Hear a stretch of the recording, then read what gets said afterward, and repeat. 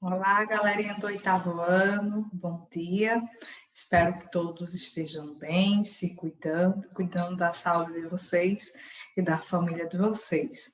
Na aula de hoje, vocês receberam aí uma apostila, onde a gente vai estar trabalhando essa apostila. Eu a dividi em duas partes. Então, a gente vai estar trabalhando uma parte hoje e a outra parte no decorrer aí do mês de março, tá certo? Preparem os slides para estar explicando um pouquinho para vocês sobre esse conteúdo. Que conteúdo é esse? Nós vamos estudar a marcha da colonização na América. O que é que vai falar esse conteúdo? Esse conteúdo vai falar basicamente sobre a expansão da América Portuguesa. Nós vimos que Portugal, colonizou o Brasil e as terras que pertenciam a Portugal, o limite dela, era traçado pela linha de Tordesilhas, um tratado de Tordesilhas, onde dividia as terras da América do Sul entre Portugal e Espanha. Então, essa parte aqui era que pertencia a Portugal. E o que é que acontece? Os portugueses ultrapassam o Tratado de Tordesilhas e conquistam, começa a fazer atividades nessas outras áreas aqui, aumentando e expandindo o território da América Portuguesa. Nós vamos ver como foi isso, certo? Esse processo, ele vai dar a formação e extensão do Brasil que nós temos hoje. Então, vejam que essa região aqui, sul, não tinha a região norte, a floresta amazônica, então não pertencia a Portugal, mas sim a Espanha. Então, a gente vai estar vendo quais foram os fatores que contribuíram aqui para essa expansão. No século 16, a população, luso-brasileira, portuguesa e brasileira, vivia basicamente no litoral, certo? Então, era habitado somente o litoral. Por quê? Porque a locomoção para o interior era difícil, havia a resistência indígena, a ocupação de suas terras, E isso ocorreu no período da chamada União Ibérica, O que foi a União Ibérica? O rei de Portugal morreu e o rei da Espanha acabou aí unindo o reino de Portugal e espanhol, certo? E como foi que mudou essa questão da população viver basicamente no litoral? O que mudou isso foram ações dos soldados, dos bandeirantes, dos jesuítas e dos criadores de gado. A gente vai ver basicamente qual foi o papel dos soldados, dos bandeirantes, dos jesuítas e os criadores de gado nessa expansão territorial. Na aula de hoje, a gente vai ver as ações dos soldados e dos bandeirantes, tá bom?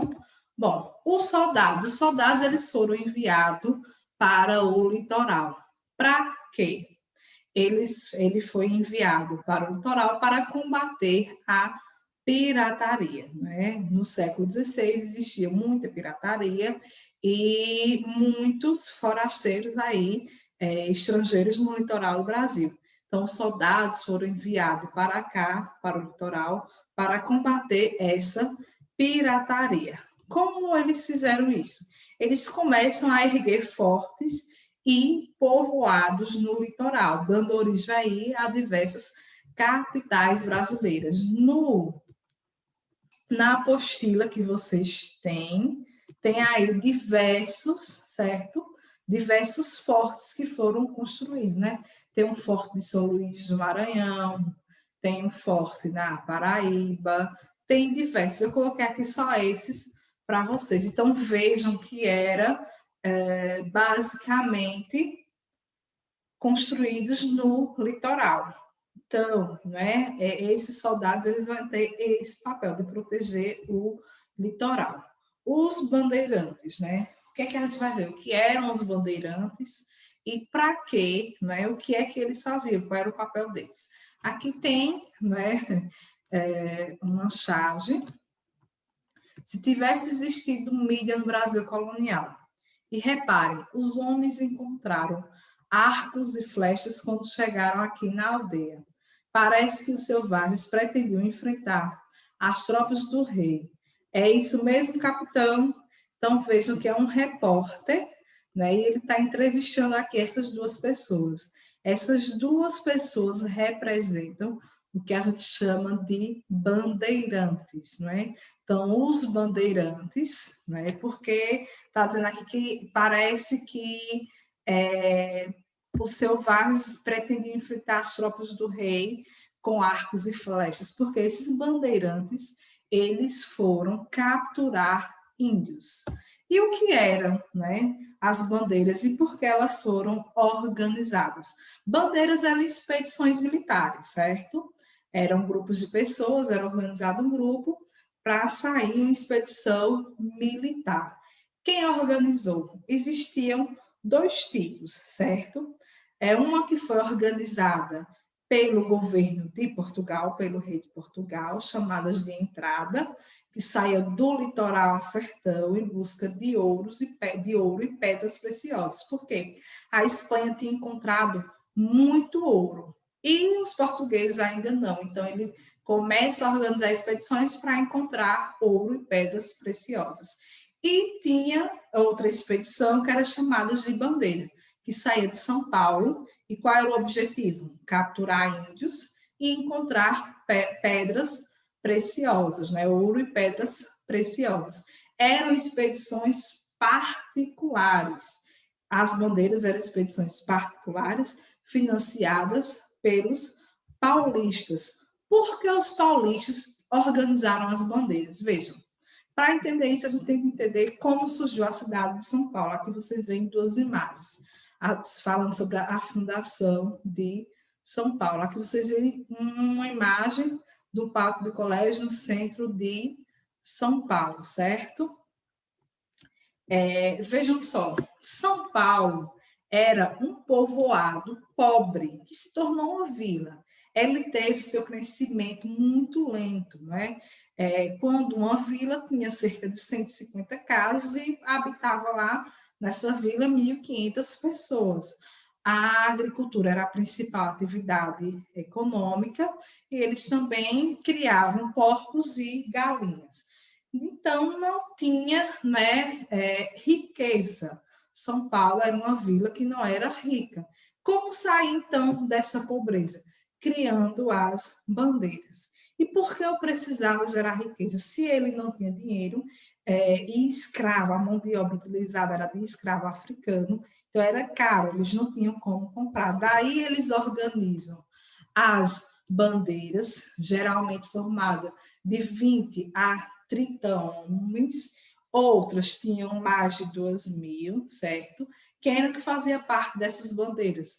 Sertanistas de origem portuguesa, mamelucos, índios, né? Os índios também, eles faziam parte dessas expedições. Muitos deles guiavam, né, os chefes, o líder da bandeira, nas matas, porque eles não conheciam, os índios conheciam. Uns eram como cozinheiro, como guerreiro, como carregador, e, né, eles ajudavam muito esses bandeirantes. Por que o nome bandeirantes? Eles saíam geralmente das rodovias, onde hoje é de São Paulo, que é até uma rodovia, que o nome é Rodovia dos Bandeirantes, tem esse nome por causa das bandeiras, porque era um percurso que eles sempre percorriam para sair de São Paulo, certo? E quem ia na frente ia com a bandeira, para se guiando o caminho, por isso que recebeu o nome de bandeiras, né? Existiam 3 tipos de bandeiras: a bandeira de caça ao índio, como o próprio nome diz, era uma bandeira que tinha como objetivo caçar os índios, aprisionar os índios. Para quê? Para que eles se vissem como mão de obra. Lembre que São Paulo não tinha dinheiro, os paulistas não tinham dinheiro para comprar, né, a mão de obra escrava africana. Então, o principal objetivo era aprisionar índios. Qual era o local que eles buscavam e era melhor para aprisionar os índios? As missões. O que eram missões? Missões eram aldeamentos, certo? Um aldeamento de índios que eram organizados pelos jesuítas. Então, era um aldeamento onde tinha índios que os jesuítas organizavam essas missões para estar ensinando aos índios a fé católica, práticas de agricultura. Então, era um local, né, propício para capturar, porque lá ia ter muito índio, né? Um dos principais líderes desse tipo de bandeira foi Antônio Raposo Tavares, né? Essas bandeiras travaram várias batalhas contra os índios, né? E algumas batalhas foram vencidas pelos índios. Outro tipo de bandeira é a busca de ouro e diamante. Então, essa tinha o principal objetivo, o quê? Encontrar ouro e pedras preciosas, né? Era a ordem que eles recebiam. Dessas de busca de ouro e diamante, o principal bandeirante foi Fernão Dias, certo?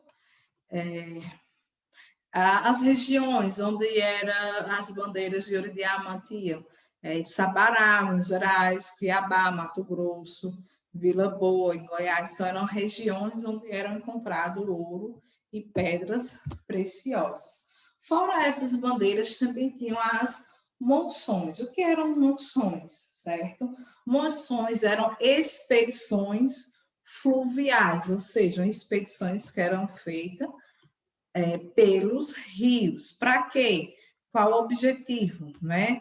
Era o comércio, vender alimentos, roupas e equipamentos de trabalho. Então, eram expedições, eram pessoas que saíam pelos rios para levar, né, alimentos, roupas e equipamentos de trabalho para serem comercializados nas diversas regiões do Brasil. E o outro tipo de bandeira foi o sertanismo de contrato. Como era que funcionava?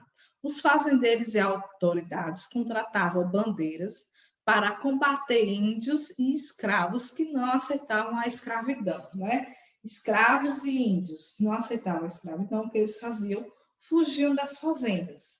E daí começam a surgir os chamados quilombos, né? Foi uma bandeira dessa de sertanismo de contrato que acabou encontrando o Quilombo dos Palmares no ano de 1694 e acabou destruindo o Quilombo, né? Onde foi morto o Zumbi dos Palmares. Pronto.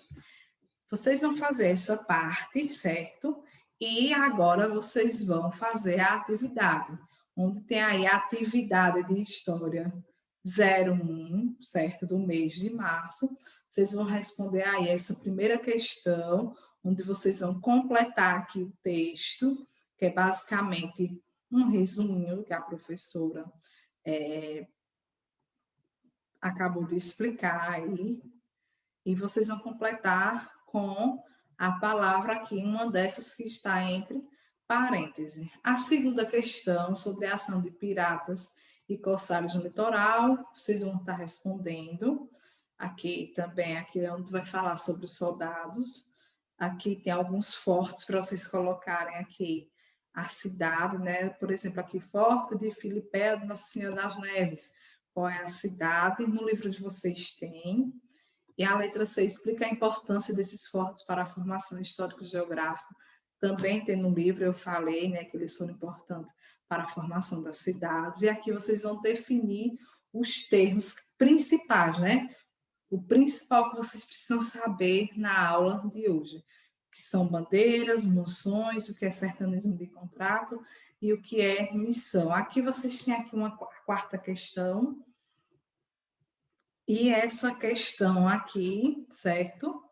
Vocês vão deixar, não precisa responder, que vocês vão responder na próxima aula, tá bom? Vocês vão responder na aula de hoje a primeira, segunda e terceira questão, somente até a terceira, tá bom? Qualquer dúvida que tiverem, podem entrar em contato com a professora, leiam o livro de vocês, para que vocês possam compreender melhor o conteúdo, tá certo? Um forte abraço, fiquem bem e até a próxima aula. Tchau, tchau.